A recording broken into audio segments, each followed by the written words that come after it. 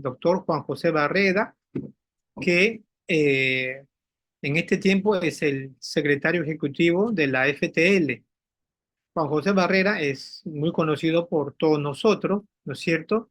Es un pastor bautista de origen peruano, trabajando y sirviendo en Argentina desde hace muchos años en la Iglesia Bautista de Constitución, con un hermoso ministerio de trabajo en la comunidad, testimoniado y seguido como ejemplo por otras congregaciones también.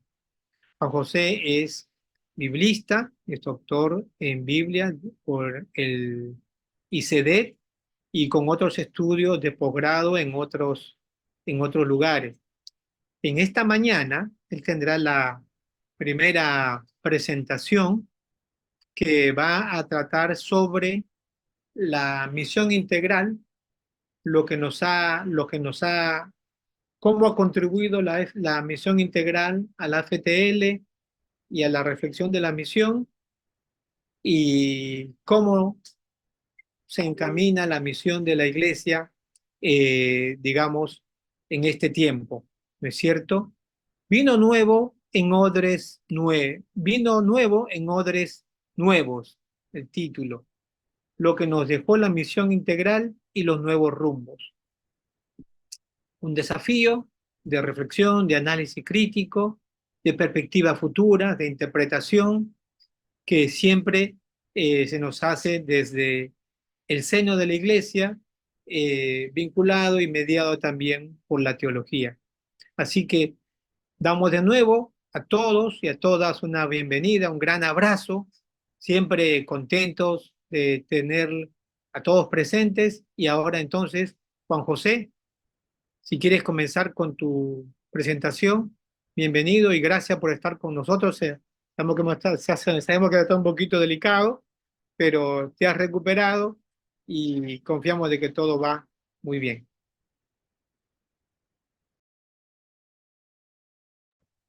Buen día, gracias. Algunos ahí nos están escribiendo, pero bueno, vamos a empezar, así no se nos dilata demasiado tiempo de espera para quienes ingresaron y además por el tema eh, de la agenda de todos los demás expositores y expositoras. Y bueno, les voy a compartir unos apuntes bien típicos.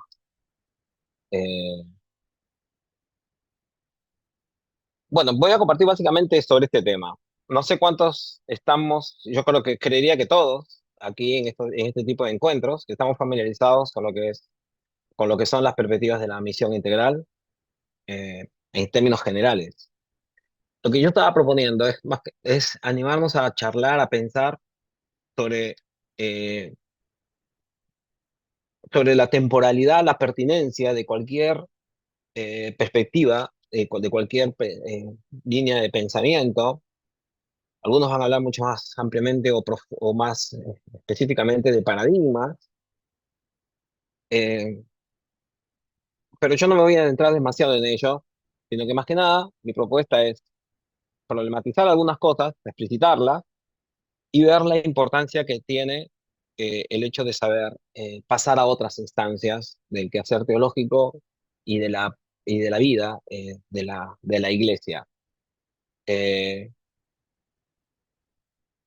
entonces, algo que es importante, que es que mucha gente vincula intrínsecamente la misión integral con la Fraternidad Teológica Latinoamericana, con la FTL.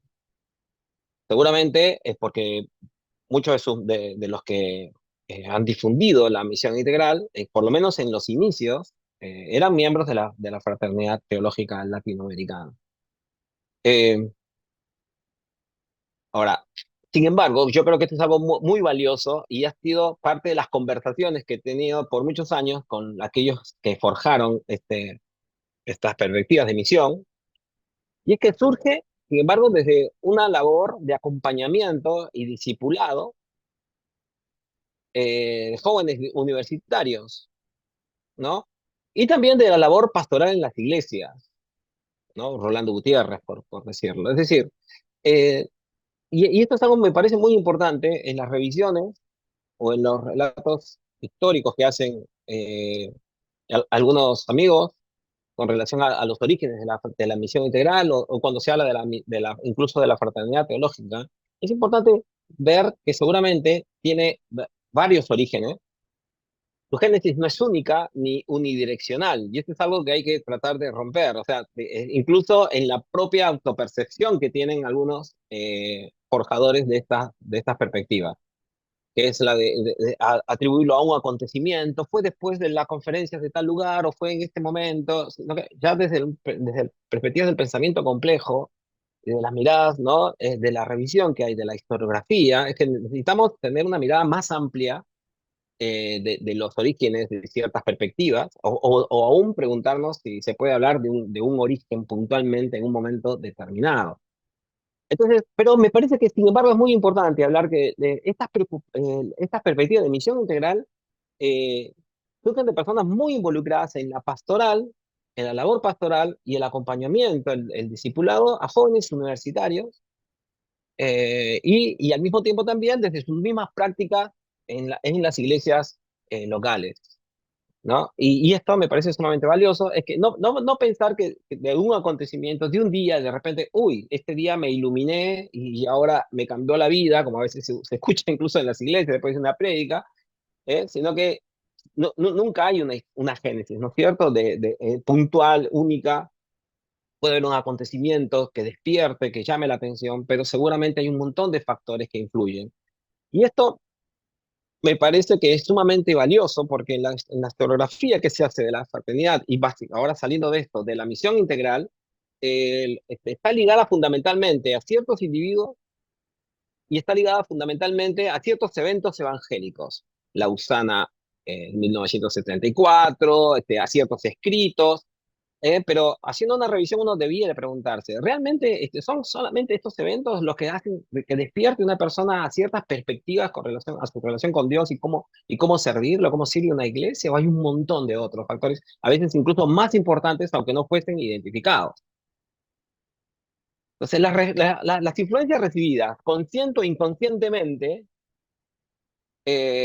personales o por formar parte de una estructura social mucho más amplia, en la perspectiva de misión integral, fueron las izquierdas latinoamericanas, por ejemplo, que pudieron tenerlos como interactores, quizás en algún momento enfrentándose a ellos, leyéndolos, hablan Samuel Escobar y otros van a hablar bastante de Marx, por ejemplo, eh, y va a ser interesante porque no implica el hecho de tenerlos como interlocutores y tener estas perspectivas que se vivían o estas ideologías políticas que se vivían en el ambiente como posibilidades de realización, fueron quienes interactuaron con estos pensadores, con estos pastores y líderes, y que generaron y que cultivaron, contribuyeron en lo que era la concepción de la misión.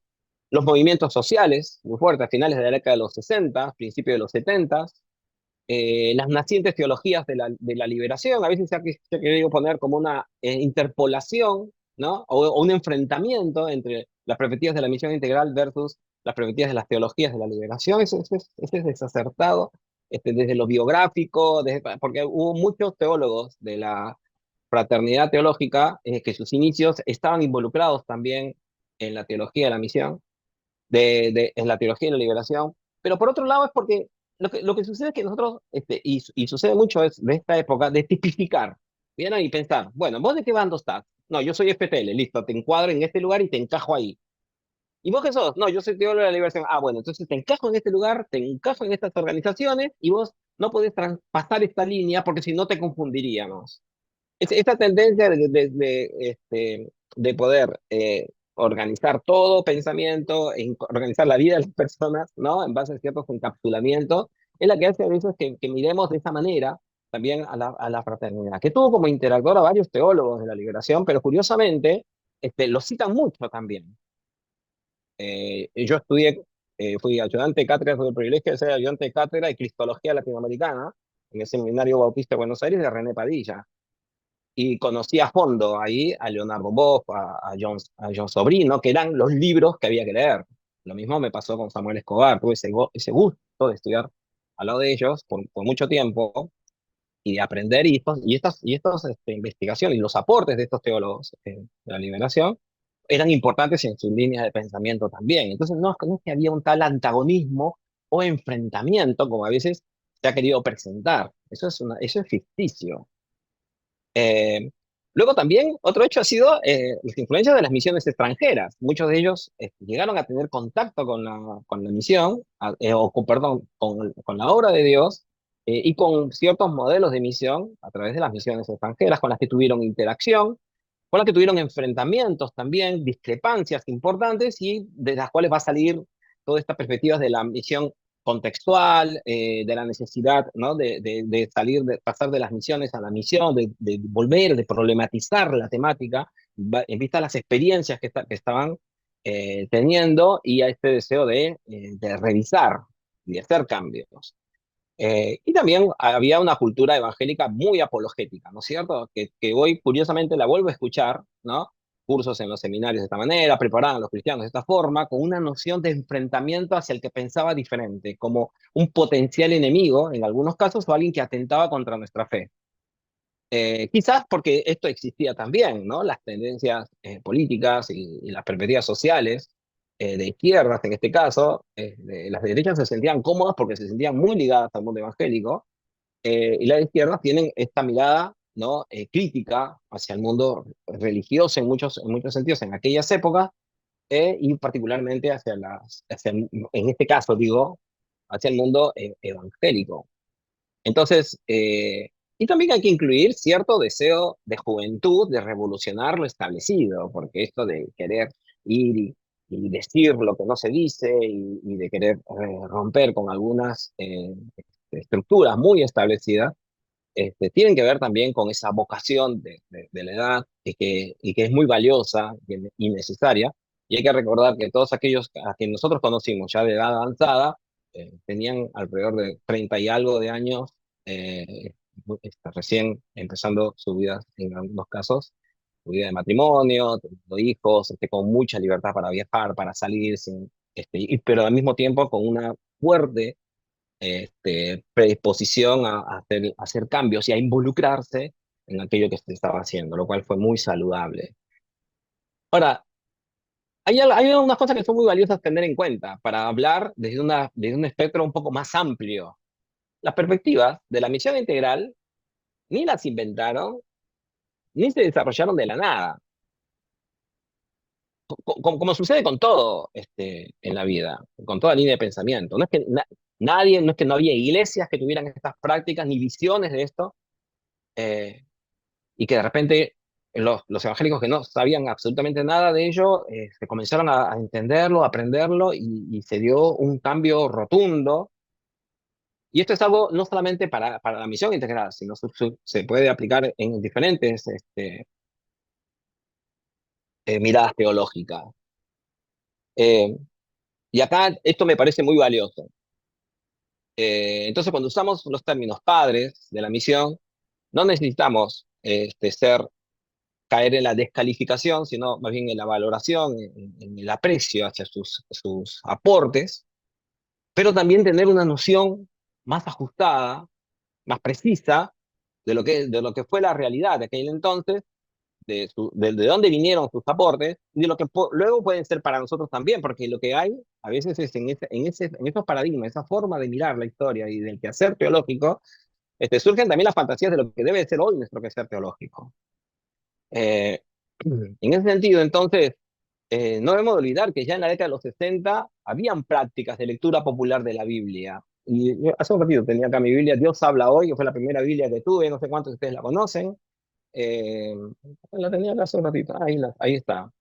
Ya estaba, y que es la primera versión de la Biblia ecuménica en América Latina, es decir, donde biblistas evangélicos, protestantes y católicos van a trabajar sobre esta traducción. Dios habla hoy. Y la que ya se ven en universidades, en iglesias, en fábricas, en pueblos diversos, en diversos espacios, prácticas de una hermenéutica latinoamericana, eh, que será denominada lectura popular de la Biblia. Freire Paulo Freire ya estaba influyendo en la educación de varios países en América Latina, en educación en términos generales. No es que lo descubren solamente algunos de estos pensadores, sino que ya está influyendo en algunos países, incluso se le invita para que diseñe el programa educativo. Y esto a riesgo de equivocarme, pero tengo entendido que, por ejemplo, en la época de Velasco Alvarado, en Perú, por ejemplo, se tomaron muchas de estas perspectivas educativas de Paulo Freire, que va a influir bastante luego en las hermenéuticas latinoamericanas, en las lecturas populares o comunitarias de la Biblia. Y se sigue la educación de esa perspectiva, lo va a hacer en México, inicialmente en Chile, hasta que Allende es derrocado. Entonces, ves que todas estas miradas teológicas y prácticas exegéticas surgen de la nada, ya están establecidas. Políticos y literatos van a hablar de identidad autóctona de hace muchas décadas atrás, ¿no? Hablo como peruano de Arguedas, ¿no? Que va a influir muchísimo, por lo menos explícitamente es mencionado por Gustavo Gutiérrez. Sé que Samuel Escobar también estudió además en la misma universidad que trabajaba Arguedas. Así que van a hablar de una temática que se escondía, que es la identidad autóctona de los pueblos latinoamericanos, del mestizaje cultural, de los derechos, ¿no? Muchos políticos o movimientos políticos van a visibilizar lo que muchos observaban o muchos desconocían, que son las grandes injusticias sociales que vive, las grandes diferencias sociales que hay, ¿no? En nuestro continente. Es decir, ya no se trata de que existan o no, sino de que muchos las ignorábamos directamente. Y se instalan temáticas que ya estaban dando vueltas en las universidades. ¿Cuál es? Por ejemplo, el término contextualización, que se usa en antropología cultural y ya se venía usando décadas antes y que en los cursos de ciencias sociales de varias universidades se tomaba algunos autores, un polaco, iba a decir Molinowski, pero no, no, pero Milanowski creo que es, y que es uno de los que van a hablar, ¿no? Del lugar de observación, de la contextualización de las creencias, de las prácticas, y así como es, como ello, una serie de cosas. Ahora, ¿esto es para desprestigiar entonces su trabajo? No, no, no, de ninguna manera, pero sí es para ubicarlos en el mundo del que se formó parte y de hacer justicia también, porque saben que yo no he encontrado, por lo menos en la poca investigación que he hecho, pero que tiene muchos años de estar con ellos, en ningún momento ciertas atribuciones que más tarde les dan otros. Es decir, jamás dijeron, nosotros inventamos la contextualización, o nosotros inventamos el tema sobre la justicia social. O sea, esto es algo muy importante. Ahora, acá un detalle que no es menor y que hay que tomarlo en cuenta. Sus grandes aportes son vistos como tales y son muy importantes, pero fundamentalmente lo son para el mundo evangélico conservador. ¿Por qué? Porque el resto de las iglesias hace décadas practicaban ya estas visiones de la misión. Escuelas, iglesias presbiterianas por décadas han tenido escuelas, colegios, comedores, acompañamiento a personas en situación de calle. Es decir, las iglesias metodistas, ni que hablar y así de otras denominaciones. Yo traje acá mi libro, que está viejísimo, de Walter Rauschenbusch, Los principios sociales de Jesús, a finales del 1800, bautistas. En Estados Unidos hablan lo que se va a denominar el evangelio social, ¿no? Se va a caracterizar de esa forma. Y está dando, y cuando uno lee al bautista Walter Rauschenbusch, uno se pregunta, ¿y estos bautistas existieron? Claro que sí. Lo que pasa es que si uno no los conoce, piensa que no existen. Pero estas prácticas sobre estas preocupaciones sobre la acción social de la iglesia estuvieron desde sus comienzos. Y se conservaron en muchas denominaciones, no en algunas otras que intencionalmente fueron suprimidas y fueron puestas por afuera, pero no cayó absolutamente, me refiero a silenciar. Esto es algo que me parece también notorio. Ayer estaba conversando con un hermano del Líbano, es Riyad Khattis, que es el presidente algo así del Lanham International, quizás algunos de ustedes lo conocen, y él me contaba que vive en Damasco, y se acercaron a él y le preguntaron, un amigo así le pregunta, che, aquí hay aquí hay iglesias cristianos comprometidas. Cuando él escuchó esto, miró y dijo, pensó mil cosas, según nos contaba, ¿no? Pero una cosa dice, mira, voy a venir a un país donde ser evangélico, ¿qué significa? Yo te voy a decir lo que significa ser evangélico, porque yo vengo de una familia de una historia que viene de la iglesia de Antioquía, que se fundó en el siglo I. Esa es mi historia. Para nosotros ser evangélico es correr todo el tiempo riesgo de muerte. La cantidad de gente que ha sido asesinada solamente por ser cristianos, perdón, no dijo evangélico, ser cristiano es impresionante. Solamente atender a una iglesia, asistir a una iglesia, participar de la comunión, tener cierto tipo de creencias, para nosotros es un riesgo de vida. Y siguen matando, nos siguen matando por estas prácticas. ¿Cuál es el compromiso que tienen ustedes por abrir un comedor? ¿Cuál es el compromiso que tienen ustedes por salir a una marcha con una pancarta y volver a la casa? Eh, lo que pasa es que muchas veces esa mirada eurocéntrica que hemos adoptado incluso en las plataformas de hacer misión en América Latina nos hace ignorar que hay una diversidad de iglesias cristianas que tienen una diversidad de prácticas y que desconocemos. Sobre todo en los espacios, lo digo con respeto, y lo describo solamente teológicamente, ¿no? Más fundamentalista del mundo evangélico, en el que el separatismo es la regla. Y entonces, ¿qué generan? Generan una fe cristiana, una vida cristiana, en la que realmente conocemos muy poco de otras denominaciones, y siquiera de su existencia. Y entonces, en este sentido, por a quiénes describen, por qué es lo que, los temas que discuten, lo que yo observo es que son las perspectivas de misión integral van a surgir y a lo largo de los años, en muchos sentidos, ha seguido conservando esto. Es su preocupación por el mundo evangélico conservador, de ayudarlos a entender algunas cosas, es interno, este, y en la que continuamente se encuentran iniciando tareas de discipulado, en base a quién, ¿no? A personas que vienen, que no han sido o que no han tenido, o que han tenido otra visión de la fe, sino personas que han sido antes formados en el mundo separatista, dualista del mundo evangélico. Eso va a ser su aporte, pero también su gran limitante. Fundamentalmente, perdieron diálogo con otras prácticas que ya venían desarrollándose y que han estado mucho más abiertas.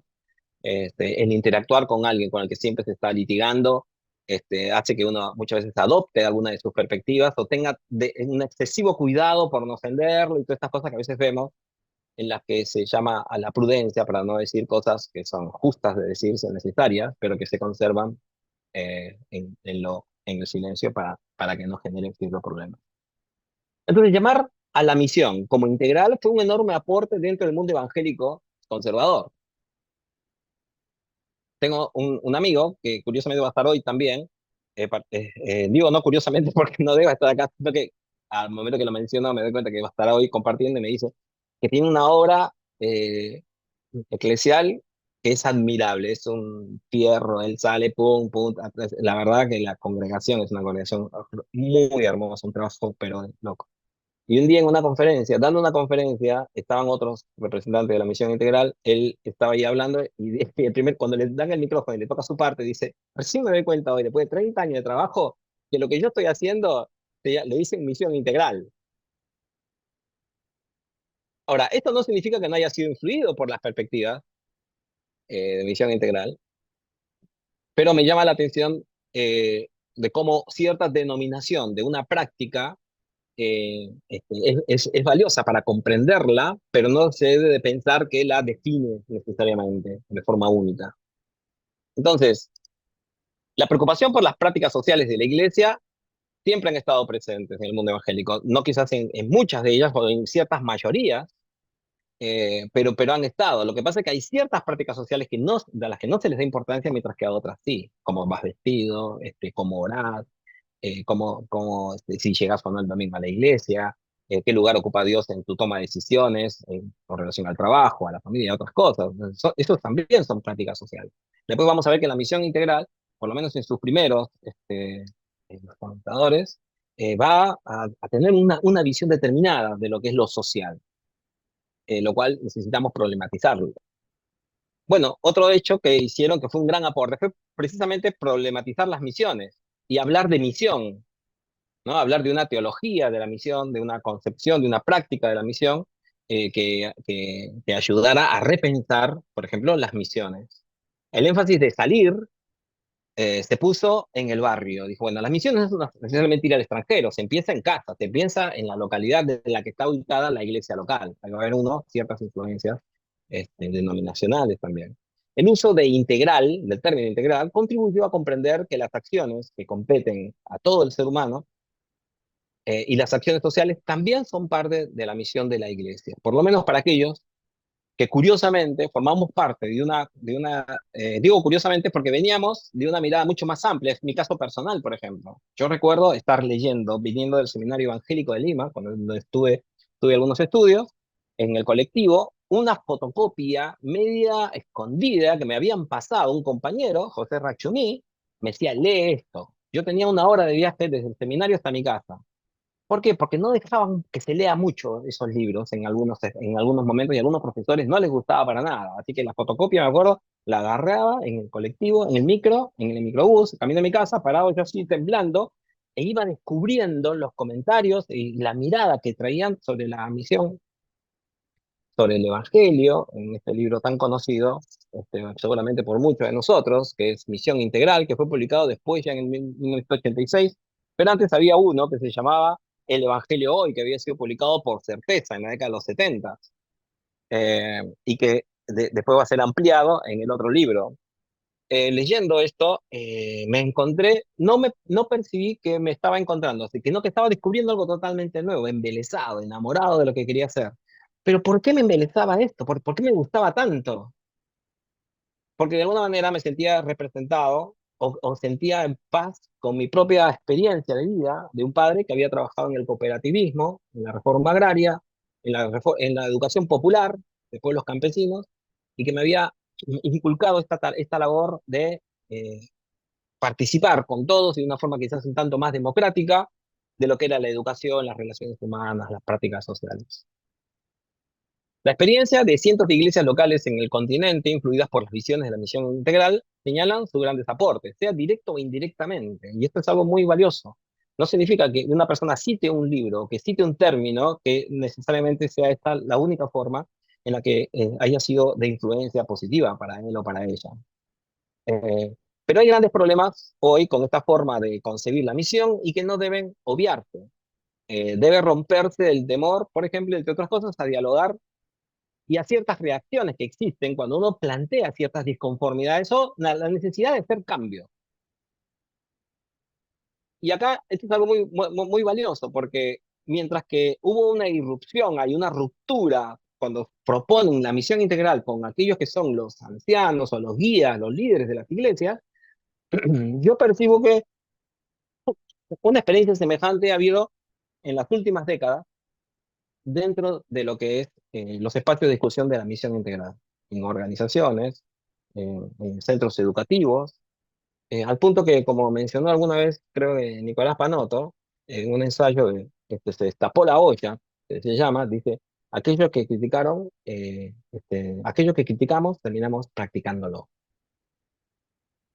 Eh, y no es esto una acusación personal, simplemente digo que parece ser parte de un ciclo en la que yo me encuentro también, y en la que me encuentro con cierta resistencia a cambios o a ciertas críticas que no atentan contra mi persona, sino que responden más bien a una búsqueda de eh, poder reflexionar o comprender aquello que estamos viviendo o practicando como iglesia, a fin de poder servir mejor al Señor. ¿Me pasas? Entonces, en sus cavilaciones públicas, Harold Segura, por ejemplo, hace poquito, eh, ustedes lo pueden buscar, no, cuando hubo, no, ya hace un rato fue, me parece poquito, ya estoy mayor, porque me parece que el tiempo pasó de ayer y fue hace unos años. Así se llama, Cavilaciones Públicas ante mis maestros. Harold Segura va a presentar algunas intuiciones sobre las repercusiones de la misión integral en la vida política de las iglesias. No se trató de un estudio sistemático, fue una carta muy breve en la que él muestra o ve algunas disconformidades que ya viene trayendo desde antes en su reflexión y en su observación de cómo repercutió las perspectivas de la misión integral en la vida de las iglesias. Y entonces la informalidad de la carta o cierto desorden en la argumentación se ve por esto. Y sin embargo, me parece muy importante que una persona que ha influido tanto en tantos espacios de América Latina como es Harold, quiere levantarle esta pregunta a los que fueron quizás los concebidos como los padres de la misión integral. Eh, Tiene un acto novedoso, y es que es presentar públicamente las preguntas y las observaciones de la misión integral. Entonces ya no se trata de una cuestión solamente cognitiva.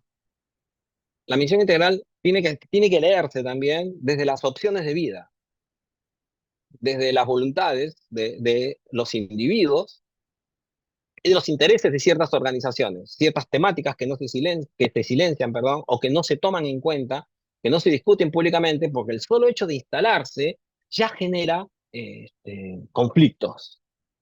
El no poder decir, no poder opinar de forma divergente, esa catalogización que hay, de esa forma de encajar que tenemos, en algunos casos, a las personas que plantean preguntas o que sencillamente expresan sus opiniones diferentes respecto a un tema. Entonces, algunas observaciones, y voy terminando con esto, a lo que es la misión integral, a las perspectivas de misión integral. Me parece, lo doy desde mi perspectiva personal. Una de ellas es que el mundo en el que surge la misión integral no existe más. Ese mundo cambió. Hemos cambiado radicalmente en muchos aspectos. No basta con actualizarla. Ya se trata de una cuestión de ciertos, de ciertos paradigmas, de ciertas miradas sobre la realidad que hoy no se pueden seguir sosteniendo, que han cambiado radicalmente, y esto tiene que ver incluso con el quehacer teológico. Después también las miradas inclusivas y holísticas se están hoy practicando en diferentes áreas del conocimiento y de las prácticas sociales, en contraposición a ciertas a, a miradas dualistas de la misión integral, ¿no? Que a pesar de que hablaron de una, es cierto, hablaron de una integralidad y eso sumó, pero la misión integral fundamentalmente siguió siendo dualista, ¿no? Lo espiritual y lo social. ¿No? Esta frase es muy conocida, ¿no? A la acción social hay que sumar, a la acción espiritual, a la evangelización, hay que sumarle la acción social. Se llamó acción social, compromiso social, se usó una serie de terminologías que hicieron sumar, integrar a lo ya existente prácticas nuevas, pero no necesariamente se cuestionaron, no en todos los casos se cuestionaron las prácticas anteriores, eso se entendieron como un todo. Por ejemplo, esta disociación entre evangelización y acciones sociales. Pasaba muchas veces que algunas iglesias tenían un templo excelente, carísimo, con aires y toda una serie de lujos, y al lado abrían un comedor. Todos contentos, abriendo el comedor al lado, ayudando a personas indigentes en situaciones así. Pero cuando estas personas entraban a la iglesia, se encontraban con una pared que no se condecía, que no iba en consecuencia con lo que habían percibido en el lado, en el salón del lado. La concepción de ministerio, ministerio de acción comunitaria, ministerio de ayuda, fue como una especie no de especialización, sino de dividir en compartimentos la vida de la iglesia. Habían personas racistas, personas discriminatorias dentro de la misma comunidad que ofrecían el salón de lado una mirada mucho más amplia de acompañamiento y de ayuda a los demás. ¿Por qué existía esto? Porque era integral. Lo que se necesitaba era que coexistieran. Claro, uno lee a Padilla, uno lee a Escobar, uno lee a Orlando Costas, uno lee a todos los primeros pensadores y luego ve las prácticas de muchos otros y va a observar que no era lo que ellos pensaron, pero fue como se percibió en muchos aspectos o como se ha practicado. Las miradas utilitarias de la teología desde las urgencias o las corridas de la misión ha sido un problema también. Ha sido uno de los reclamos de muchas personas, y esto no es por el ocio necesario para poder escribir o poder reflexionar, lo cual es una bendición el ocio, pero eso es otro tema, sino por esta mirada tan pragmática que hay de la misión, tan colonizada que hay, que es tan difícil despojarse de ella. Hace poco, Ruth Padilla, en una conferencia en el Palmer University, en Estados Unidos, mencionabas cierta reticencia que tiene también hacia el uso del término misión por estar tan colonizada y estar siempre involucrada con hacer, buscar resultados, números, estadísticas. Entonces los seres humanos terminamos como otras veces siendo cuantificados, donde se ve la cantidad de personas que vinieron y bueno, y así los ingresos que se obtuvo y así estas miradas de la vida humana. Y la teología se ha resentido. Algunas personas perciben que lo que se ha escrito de la misión integral es muy alto, es complicado, pero realmente no, esto no lo es y es necesario que lo sea y salir, por ejemplo, de ciertas miradas en la que se ve de forma negativa el quehacer teológico. ¿No? ¿Quién cuestionaría a un médico que te va a operar dentro de poco, que está investigando sobre la temática, sobre el problema de salud que tenés? Y que está tratando de tener toda la pericia, no solamente práctica, sino también teórica, para no cometer errores y hacerlo mejor con tu salud. Pero el pragmatismo que está tan fuerte en la labor pastoral y en la vida de misión de la iglesia hace que ignoremos esto y que no esperemos y no acompañemos el proceso de formación y de continua formación en el mundo teológico. Y acá no estoy hablando del sentido tampoco pragmático, sino de tener personas que con una cultura de investigación, de estudio, de conocimiento, de práctica de espiritualidad, que vean la espiritualidad o que vean el estudio teológico como una práctica de la fe cristiana y que no se circunscriban la espiritualidad a la oración, al silencio, a las prácticas que se quieran hacer, tanto en el culto, al asistir el domingo al culto. Entonces, una mirada desde la misión integral, desde quienes la practican, es sumamente valioso. Cuando hacemos una historiografía, salir de solamente mirar a los 10, 15 que son personas valiosísimas, quiero que se entienda bien, sino que evaluar la misión integral también por quienes la practican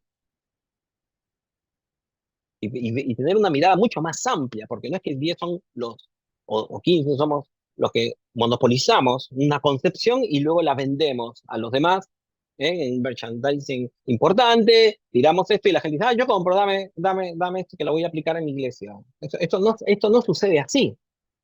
Es muy importante ver esa revisión histórica, esa revisión de la historia de la teología, para poder revisar también las prácticas de misión que desarrollamos. Entonces, la visión misionera de la iglesia eh, debe de hablar más de quedarse, eh, de la pastoral. Hay muchos temas que no se han hablado en estos siglos. Y yo creo que tiene que ver porque está inmersa en esta mirada y yo no creo que sea suficiente con un revisionismo. No es que no basta con hablar de la misión integral hoy. Y es que nos sirvió, nos aportó, nos enriqueció nuestras vidas, nuestras prácticas de iglesia. Pero los paradigmas desde los cuales construye, las perspectivas de los cuales construye su pensamiento, hoy han sido bastante superados. Entonces, pensar desde otros lugares me parece importante, salir de lo propositivo, y vamos a hacer esto, vamos a hacer lo otro, y hablar desde la praxis histórica, por ejemplo, desde el análisis de vivencias, es algo muy necesario. Desde la diversidad o del diálogo interreligioso. En un mundo globalizado como el que estamos, ya no es ajeno el vecino o el amigo, el compañero de la universidad, nuestros hijos están viviendo un mundo globalizado en el que se interactúa y no ven como amenaza al que piensa diferente, donde la coexistencia, la colaboración y no la competencia, por ejemplo, se imponen o marcan cierto nivel de relación. No digo que esto es el mundo ideal, lo que digo es que se dan otras categorías. Y entonces, esa mirada apologética de defender, de atacar, no está más presente en aquellos que dicen, no, mi amigo es hindú, o practica yoga. El cristiano termina el culto, y en la semana va 2 o 3 veces a practicar yoga. O es vegetariano, pero no solamente por cuestiones de salud, sino también por cuestiones filosóficas. La economía es un área de dependencia, ¿no? Es un área, perdón, silenciada. ¿De dónde viene la plata? Hace poco una persona estaba trabajando en este lugar, vino a visitar a la iglesia y comenzó a compartir su ministerio de acción social. Y cuando comenzó a contar, tuvo un detalle que nosotros no lo habíamos experimentado antes. Dijo de dónde venía la plata. Nosotros, la plata para poder hacer esto, porque vos puedes tener las más grandes escuelas, puedes tener los más grandes comedores y un montón de acciones, que dicho sea de paso, es cierta mirada de la misión integral está vista por este lado. como una cuestión pragmática, de hacer cosas que se denominan sociales y ser muy racista al momento de orar. No, yo no me agarro de la mano, o sexista, yo no me agarro de la mano con mujeres al momento de orar con ellas. Eh, con el hermano que no huele como yo huelo, o que no duerme en el lugar donde yo duermo. Personas que duermen en la calle, no las voy a tratar y así. O con estos hermanos extranjeros, que yo no los quiero tanto en mi iglesia, porque antes era una iglesia normal. Con el tema de la economía también tiene que ver con esto. ¿De dónde viene la plata? ¿Cómo se logra esto? ¿Cómo se administra la economía? ¿Hay informes?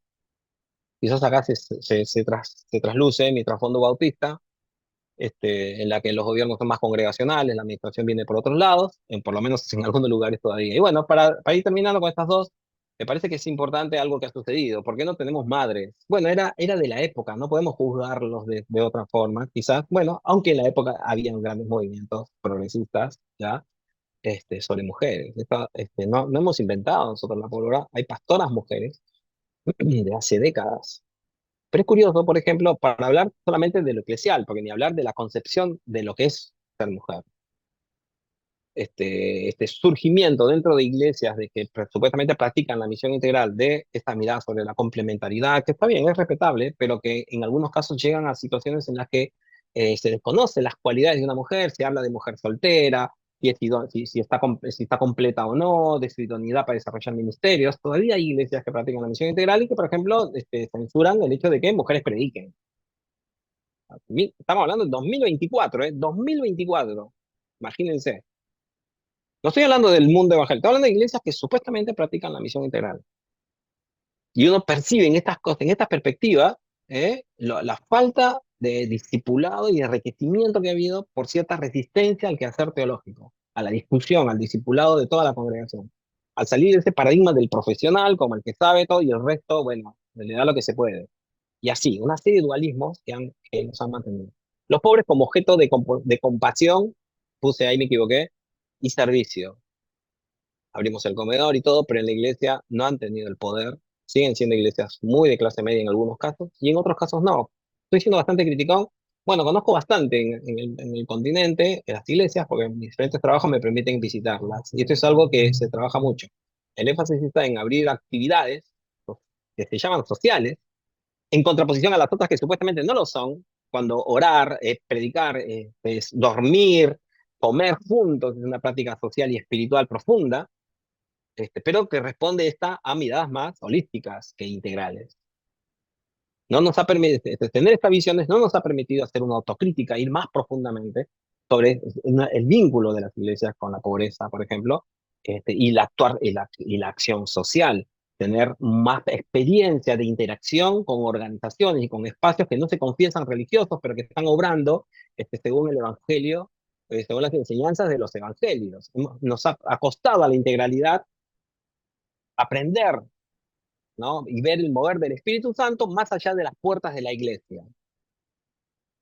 Y yo creo que que no se trata de personas malintencionadas ni que hemos tenido esta vocación de hacerlo para destruir a otros, sino que sencillamente no estábamos listos, desde nuestras perspectivas teológicas, de nuestras prácticas de piedad, de interactuar con no creyentes, con personas que tenían visiones diferentes, por ejemplo, del matrimonio, de la vida, al punto que en un espacio, en una plataforma, como puede ser la Fraternidad Teológica Latinoamericana, fíjense el nombre que tiene, en algunos momentos ha costado hablar. Yo no estoy diciendo qué postura se debe tener, pero estoy hablando de hablar.